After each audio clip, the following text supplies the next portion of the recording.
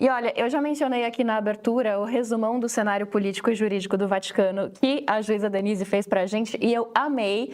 E ele traz um apanhado até do organograma da Justiça Criminal do Vaticano. E eu queria começar por aí perguntando quais são as diferenças mais relevantes entre os cenários AF-DF, né, antes e depois de Francisco, mas agora, quando a gente estava conversando um pouquinho antes de entrar no ar, juíza, a senhora estava falando sobre as semelhanças, as similaridades da justiça do Vaticano com a nossa e do sistema político de lá, né? Então, eu queria dar um passo atrás e começar por essa explicação que a senhora estava dando aqui para a gente. Boa tarde. Boa tarde, Luísa. Eu só inverteria essa ordem aí, quer dizer, não é a justiça do Vaticano que é igual à nossa. É a nossa que é igual a dele, tem toda a razão. Porque um pouquinho mais jovem a nossa, né? É verdade. E toda a hierarquia ocidental, todos os sinais de civilidade, nós buscamos da organização católica, né? Ela inspira, e de forma que nós temos similitudes muito próximas com a Igreja Católica, principalmente na última reforma que foi feita por Francisco, pelo nosso Bergoglio. Um homem corajosíssimo. E de modo que o nosso processo criminal, com uma diferença, em primeiro lugar, que no Vaticano você tem a instituição, que é a igreja, e você tem a administração, que é a cúria, né? Mas você tem o monarca, que é o Papa, e é uma monarquia absolutista. Né? Uma monarquia absolutista. Então, essas são umas diferenças, mas eu vou a Bergoglio, né? Ele fez uma modificação até na Constituição da Cúria, né? E com isso ele colocou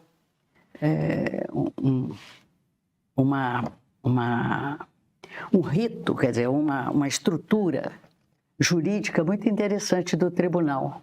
Você tem, como nós, você tem parece que são 3 juízes só, né? Nomeados diretamente pelo Papa. Ele escolhe dentre juristas italianos. Né? E nesse momento, esses juristas têm a cidadania vaticana. É curioso isso, né? Durante o tempo que eles forem juízes lá. É um juiz, 2 auxiliares, um promotor, 2 auxiliares e o Tribunal de Apelação, exatamente como o nosso. De modo que aí é que são julgados os casos criminais, digamos assim, desde pequenos furtos até grandes escândalos de corrupção, né? E é diferente também porque não é digamos assim, um tribunal aberto ao público em geral. Ele é mais fechado e você tem que ter a credencial para participar do julgamento. Geralmente são jornalistas, assim, mas não é aberto normalmente.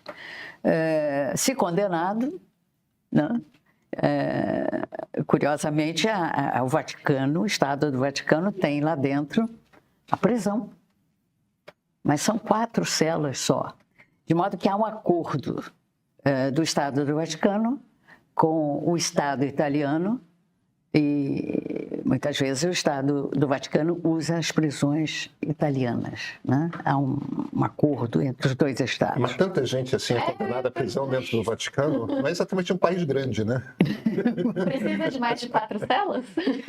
Tem 4 celas. Eu não conheço as celas, mas são celas muito acanhadas, digamos assim, né? Não seriam celas para um cumprimento de uma pena, como, por exemplo, aquela que foi condenado o cardeal Becciu, por corrupção na compra de um imóvel em Chelsea, em Londres. Ele comprou um imóvel com dinheiro das doações feitas pelos fiéis à igreja, que seria um dinheiro voltado para a caridade, né? Claro. Claro. E aí você tem... Porque você nunca teve, na verdade, uma ingerência, quer dizer, um controle disso, né? Havia a presunção de que os cardeais agiriam corretamente.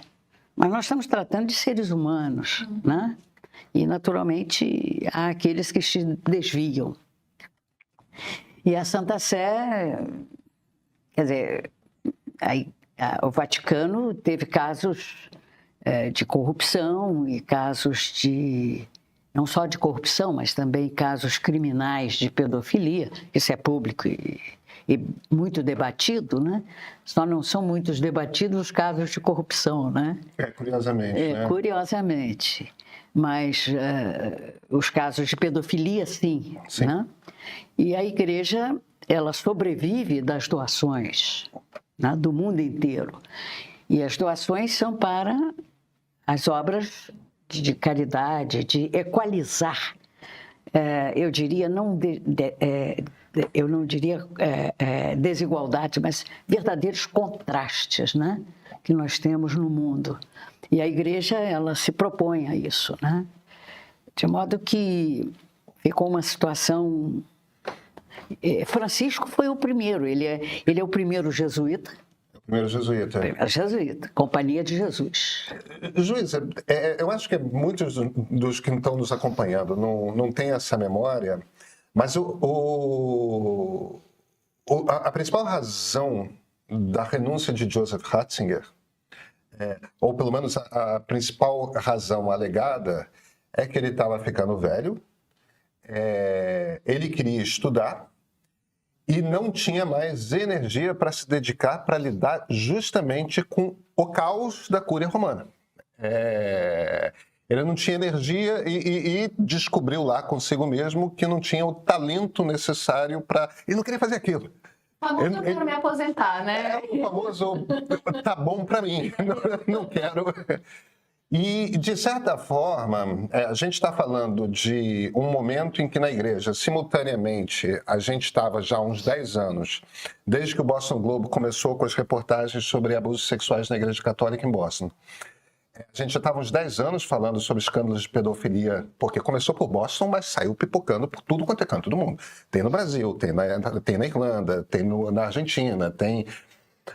inúmeros nos Estados Unidos, os americanos documentaram muito. Agora, simultaneamente, tinha escândalo de corrupção no Banco Vaticano também aparecendo. Então, aquela coisa ali da cúria, de como lidar com essa questão que não é do direito canônico, é do direito dos homens mesmo, né? O Papa Francisco...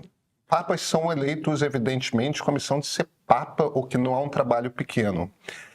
Mas estava meio que embutido que o papel do Papa que fosse eleito naquele conclave para substituir Bento XVI era arrumar o governo do Vaticano, era para arrumar a Cúria.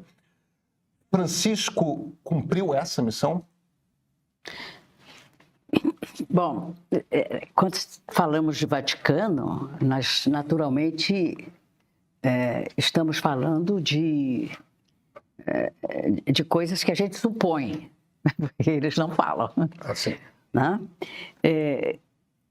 Nós temos o Banco do Vaticano, o IOR, né? Instituto das Ordens Religiosas, em 1942.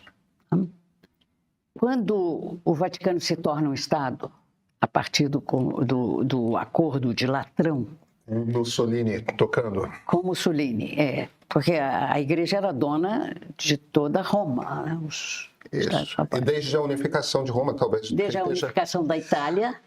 Desculpa, desde a unificação da Itália, em 1848, houve esse desacordo e essa tensão entre o governo da Itália e de Roma, até que Mussolini faz o Acordo de Latrão e o Vaticano ganha independência e naquele território cravado no meio de Roma, o governo da Itália não se mete, lá o Papa é rei. É um né? Estado. É um Estado. E coitado do Papa, que tinha Roma inteira, ficou com uma praça.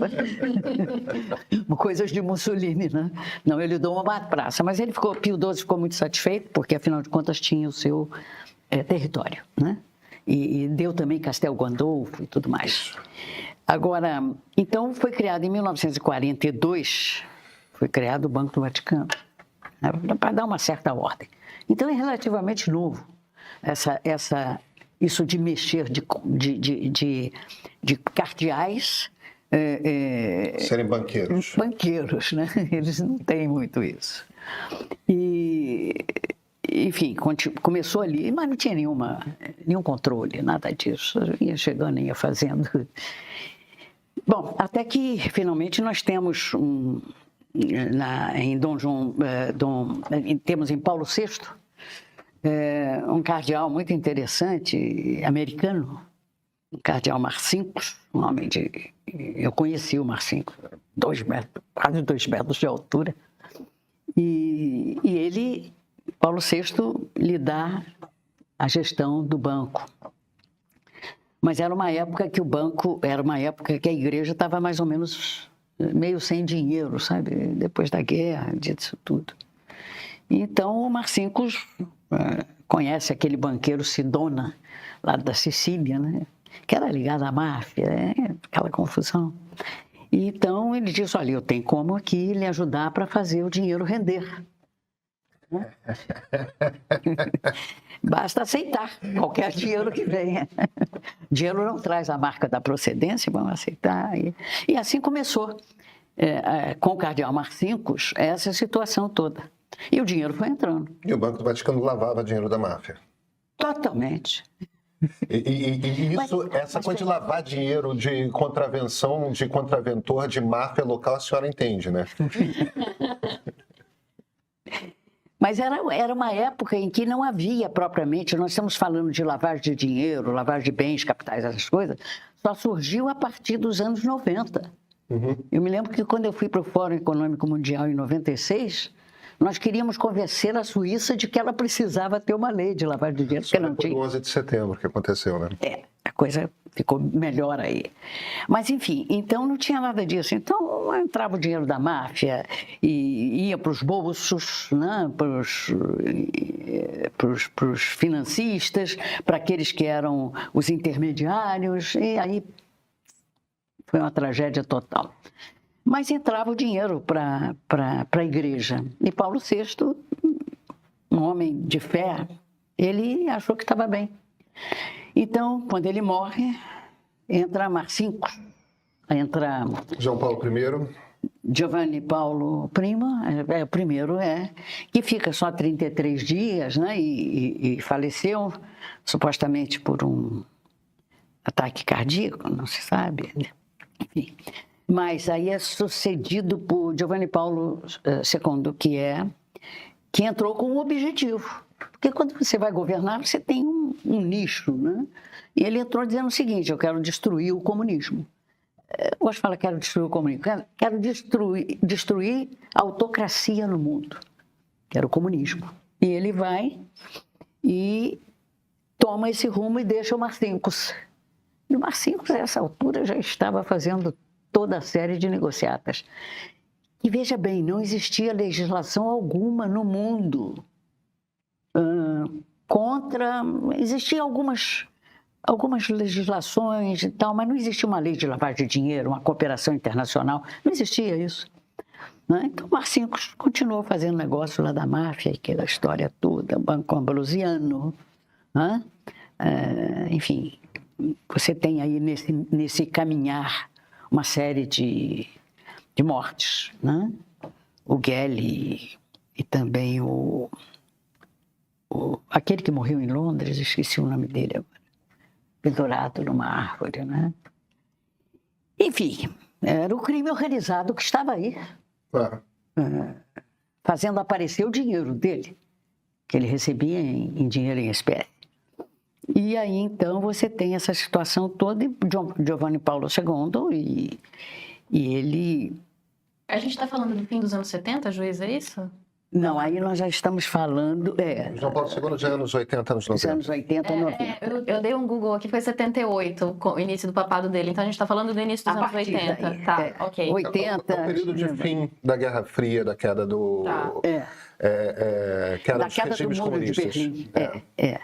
Então ele cumpriu a missão dele. A missão dele era essa, né?